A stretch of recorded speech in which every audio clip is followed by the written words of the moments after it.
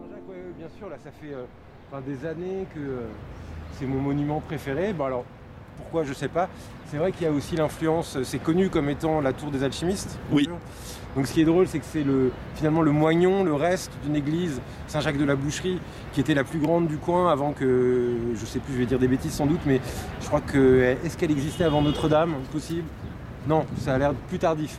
En tout cas, c'était la grande église du quartier, mais finalement, il n'en reste que ça. En fait, ça nous ramène à cette idée d'or du temps.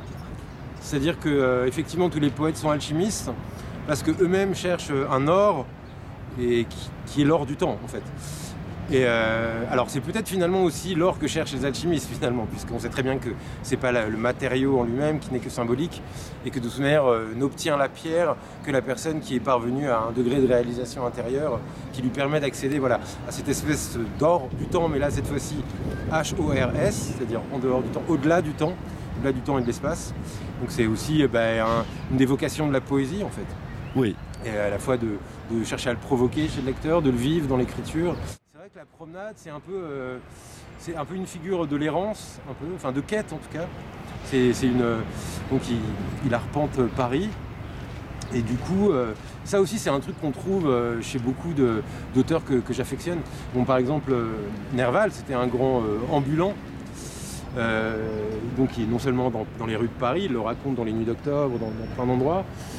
Il va à Paris, mais aussi dans le Valois, dans le lieu de son enfance. Après, bien sûr, il y a le voyage en Orient.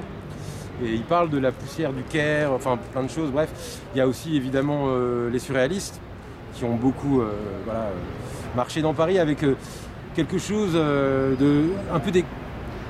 comme des piétons magnétiques en fait. Un peu à la manière de Léon Paul Fargue aussi. C'est-à-dire des gens qui sentent vibrer quelque chose quelque part, et Paris, à ce niveau-là, est vraiment conducteur. C'est-à-dire qu'il y a un mystère. Alors, c'est quelque chose qui nous met en communication avec un ailleurs, un invisible. Qu'est-ce que c'est? Bon, chez les surréalistes, chez Breton par exemple, ça va prendre le visage de la quête de la femme, reprenant un peu le mythe médiéval de la quête de la dame. Donc avec cette intuition, c'est notamment quelque chose qu'il a vu en rêve, là je parle de mon personnage, Fulgence, d'une figure féminine, espèce d'idéal, de moitié, on pourrait dire, oui. Un peu, pour reconstituer un peu l'hermaphrodite originelle. Bon, ça c'est une idée gnostique, c'est un peu hérétique, on va pas insister. Et voilà. Et donc effectivement, il y a cette errance, il rencontre du monde. Alors parmi les personnages importants, il y a cette Jane. Oui. Qui va rencontrer, là je vais pas tout raconter. Non. Mais juste pour mettre sur la piste, comme c'est vrai que son côté Orphée, c'est-à-dire celui qui maîtrise la musique, l'inventeur de la lyre bien sûr, mais aussi celui qui va descendre aux enfers, rechercher son bien-aimé. Voilà, ça c'est une piste pour Jane. La trouver, la perdre, etc. La retrouver, on verra bien. Vous verrez. Et du coup, il y a Jane, bien sûr, il y a un personnage aussi super important qui est Lord des Brumes. Oui. Voilà. Qui est un peu une personnage d'initié, entre guillemets. Encore un hérétique, donc. Mais qui va l'aider dans cette quête, parce que le propos, en fait, c'est qu'il y a cette quête un peu horizontale, pas totalement horizontale, puisqu'elle est en recherche de quelque chose d'invisible. Du ton passé par le souterrain pour réaccéder in fine au céleste. Mais en tout cas, Fulgence c'est aussi une figure d'innocent un peu. Et il a besoin aussi de figures comme ça un peu tutélaires, qui vont des guides un peu. Aussi un peu à la manière un peu antique, un peu aussi ce côté un peu besoin d'être guidé à la fois dans son propre destin, dans les endroits qu'il va traverser. Et Mais alors lui possède vraiment quelque chose un peu comme dans Kubrick, le Shining, c'est-à-dire il a cette connexion particulière, un peu chamanique. C'est un personnage chamanique. Oui. D'où le lien à la fois avec la musique et aussi avec la souffrance aussi. Parce qu'on sait que les chamans, ça j'en parle dans le livre d'ailleurs, alors il y a beaucoup de types de chamanisme, mais qu'en tout cas il y a ce côté initiatique, c'est-à-dire le chaman va être celui qui va avoir une fonction thérapeutique dans la tribu et dans les cultures primitives.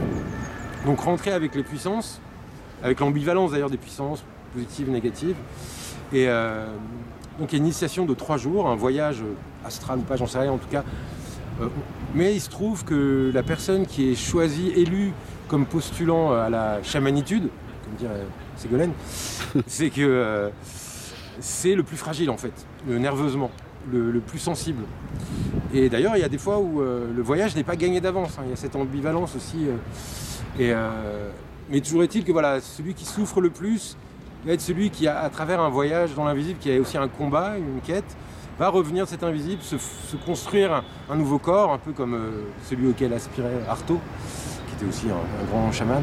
Parle-nous d'Hubert Haddad. Hubert Haddad, ah oui. Bah, Hubert, génial, quoi, vraiment quelqu'un que j'adore, comme je disais dans la précédente vidéo. Lui, pareil, quelque part, c'est une figure chamanique pour moi. Tu l'as rencontré ? Oui, on s'est rencontrés, c'était vraiment pareil, il y a eu quelque chose un peu ange gardien à cette époque.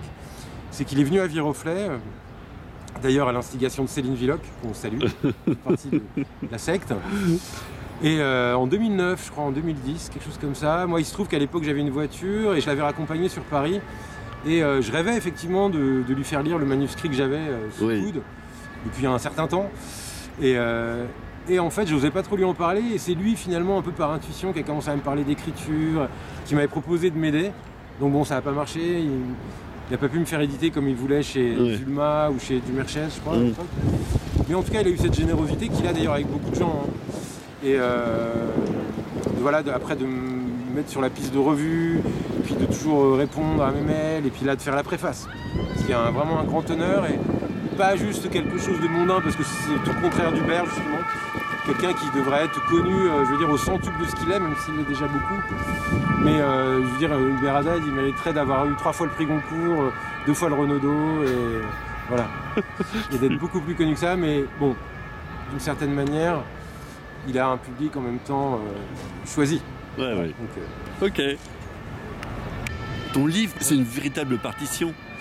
Ouais, je pense qu'il y a ce côté musical, enfin j'espère en tout cas, parce que, oui, bah, comme je faisais que répéter une phrase qui est un peu cliché, mais souvent les poètes, parce que bon, je mets plus du côté de la poésie, c'est un roman poétique, et que souvent les poètes sont un peu des musiciens ratés, et que ce qui fait la différence entre un livre et un scénario, c'est le travail de la langue. Et ce travail de la langue, il est en grande partie... après, c'est le mystère de l'interpénétration du son et du sens, mais c'est la musicalité quand même. C'est un instrument. C'est pas pour rien que Orphée, une fois de plus, musique, mais les tout premiers textes sacrés, qui sont souvent aussi des textes chamaniques d'ailleurs, avaient cette vertu-là, justement, à la fois de retranscrire une origine du monde, mais aussi d'être une espèce de thérapie. Mais d'être dit oralement, d'être chanté. Oui. Voilà, c'est le chant. D'être dit, oui. Voilà. Oui, bien donc sûr. Voilà, ça participe de la musicalité. Et voilà. Moi, j'avoue que bah, tous les auteurs qui m'intéressent ont cette dimension musicale. Là, on parlait d'Hubert Haddad, Nerval, bien sûr. Là, voilà, je suis ténébreux, le veuf. Dans l'autre sens, je sais plus, le veuf. Mais c'est magnifique. C'est-à-dire qu'il y a des poèmes de Nerval, vous trouvez hermétiques. Alors au sens alchimique, mais au sens aussi incompréhensible, mais qui de toute manière nous touche par un mystère et une beauté. Mais ce qui est curieux, c'est que, toujours pareil, c'est pas l'art pour l'art, justement. C'est pas juste une belle musique. C'est que ça met en connexion avec quelque chose d'autre, de mystérieux. Et il y a malgré tout un sens qui est balbutié, et de toute manière dont on n'a pas encore le sens complet, toute la grammaire, mais on sent que ça nous touche au-delà du simple plaisir musical. C'est pas juste de l'ordre de la sensation, c'est une élévation, c'est une... Voilà, on pénètre le mystère, mais bon, voilà. Le mystère, c'est un truc qui s'approfondit tout le temps, et c'est le contraire de l'énigme, nouveau cliché. L'énigme se résout, le mystère, lui, ne cesse d'être approfondi. Et d'ailleurs, juste pour rebondir là-dessus, justement par rapport au livre, parce qu'on me posait la question, est-ce que tu classerais plutôt ce livre dans le domaine fantastique ? Bah, quelque part, non, quoi. C'est vrai qu'il y a un côté super onirique, mais c'est ni du fantastique ni du merveilleux, parce que ça reste du réalisme malgré tout, mais c'est une réalité augmentée, c'est-à-dire qu'il y a une faille qui s'ouvre dans le réel, qui nous donne accès. Donc Fulgence, comme je disais, c'est cette personne qui va faire des allers-retours entre les deux, et voilà, qui est porteur de ça. Et, le fantastique, par exemple, c'est une incursion de l'insolite, mais qui sera en général résolue la plupart du temps. Alors, le réel va être aussi augmenté, mais à la Edgar Poe, il va y avoir quand même une explication rationnelle à un moment donné. Il y a plusieurs types de fantastique. Le merveilleux, c'est carrément autre chose. C'est les hobbits. C'est oui. En même temps, il y a une figure de dragon aussi. Voilà. Mais pour moi, justement, il n'y a pas de scission entre les deux. C'est juste un autre univers. Et justement, en fonction de la poésie, enfin je le dis sans prétention, mais c'est justement de donner accès à cette autre dimension, mais qui n'est pas fictive, pas réellement fictive, pour être un peu paradoxal. Mais D'accord, voilà, très bien. Couverture, voilà. Là, c'est donc Vincent Gravé, qui avait fait la couverture d'Écrevisses de Lune aussi, et j'adore, quoi. C'est la Tour Saint-Jacques, et avec le thème du feu. Mais bien sûr, le feu. Qui est présent, hein, quoi, le feu. Bien sûr. L'Apocalypse. Il y a aussi un peu tout. Je m'en suis un peu aperçu rétroactivement. Un peu un jeu sur les lumières, sur les gradations. Oui. Avec différents états de la lumière, un peu. Voilà, un peu. Enfin, ça n'a rien à voir, mais un peu ce que faisait Manet ou Monet, je sais plus, Oui. avec la cathédrale de Rouen. Là. Voilà, différents états de la lumière. Et bon, bref, super, Vincent Gravé. Je le salue, je le remercie. J'avais un pote aussi qui avait commencé à faire une couverture. Ça va nous permettre de parler du côté Art Nouveau, justement, parce que c'est le premier roman Art Nouveau. Oui. Et donc un super pote aussi qui connaît Vincent, d'ailleurs, Jean-François Coste, très doué aussi, un vieux pote d'enfance, et qui était parti sur faire quelque chose justement qui aurait été plus une entrée Art Nouveau, Guimard. Mais bon, désolé, ça n'a pas marché. Jeff a fait son truc, mais on s'est dit finalement, c'est ça qui faisait le plus écho bien sûr. au contenu.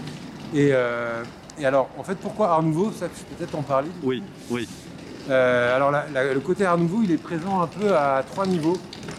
Alors, il y a le côté un peu présomptueux, peut-être, et parce qu'on parlait de Rimbaud tout à l'heure. Bon, je ne me compare pas évidemment, mais en tout cas, il y a une phrase de Rimbaud qui dit, dans sa démarche, il faut être absolument moderne. Et ça, c'est vrai que c'est un truc à quoi je suis attaché, quoi. C'est-à-dire que je vois pas l'intérêt de faire un truc qui a été déjà dit. Alors forcément, on est toujours dans une filiation avec des influences. Comme je disais, Hubert Haddad, Ardelais, André Ardelais aussi, que j'adore. Mais en tout cas, voilà, l'idée, c'est ça un peu avec l'éditeur, quoi on s'est entendu, c'est que voilà, quelque chose de nouveau. Donc Art Nouveau, voilà, pour jouer un peu sur les mots, c'est d'abord ça, d'être un peu, quitte à être un peu expérimental. Mais de manière, en tout cas, je le dis aussi pour rassurer certains lecteurs d'Écrevisses de Lune qui ont peut-être été un peu décontenancés par le vocabulaire des fois un peu dense, mais voilà, accessible malgré tout. Et donc ça, oui, tout à fait. Ouais. Donc ça, c'est le premier niveau Art Nouveau.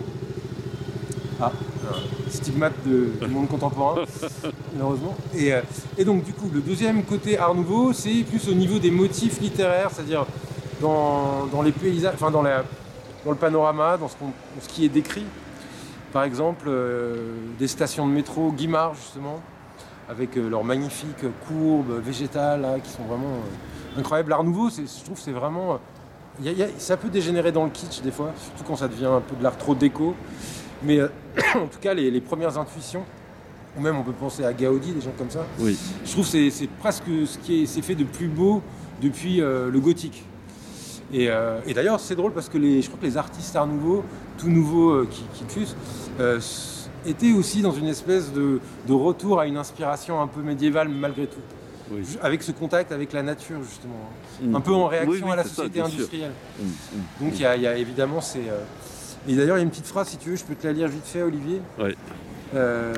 Donc voilà, et ça nous amène au troisième niveau d'Art Nouveau, qui pour moi est le plus profond finalement, mais peut-être pas le plus facilement explicable, c'est dans l'écriture en fait, quoi, où justement je rêvais un peu, parce que je m'étais dit finalement il y a plein de mouvements où tu as l'équivalent musical, pictural, romantisme, tu as de la musique romantique, voilà, tu vois, mais l'Art Nouveau, non, il n'y a pas vraiment d'équivalent littéraire, enfin pas proclamé en tout cas, même si on peut se dire que chez les symbolistes, ou voilà, il peut y avoir un peu de ça, un peu de cette esthétique comme ça, de la courbe, un peu de la suggestion, du symbole, bien sûr, comme le nom l'indique. Mais en tout cas, voilà, pour essayer de l'exprimer, je vous lis l'épilogue en fait. Oui. Alors, qu'est-ce qu'un roman Art Nouveau ? Qu'est-ce qu'un roman Art Nouveau ? C'est comme l'or qui transperce l'émeraude à la manière d'un léger filet, presque immatériellement, à force de légèreté. C'est une phrase qui ne débute que pour s'enrouler sur elle-même jusqu'au point de contraction ultime où s'inverse la spirale. Et c'est alors le mouvement contraire, l'amont de la respiration interne, et les mots fuient vers leur libération. Comme un parfum s'échappe, pour aller se disséminer en volutes concentriques, bien qu'irrégulières, en proie aux dislocations les plus inattendues, les plus factrices de révélation. Et alors s'impose un silence au bord du gouffre. Voilà. Une dédicace à Reza. Voilà. Et aussi des vieux potes, Laurent, Darich, Christophe, que là ça fait des semaines que on doit se rappeler. Et je déconne complètement, mais voilà. Et ma maman, et ma fille, etc. Tout le monde. Genre, je crois que ça va passer sur Un jour un livre, tu vois.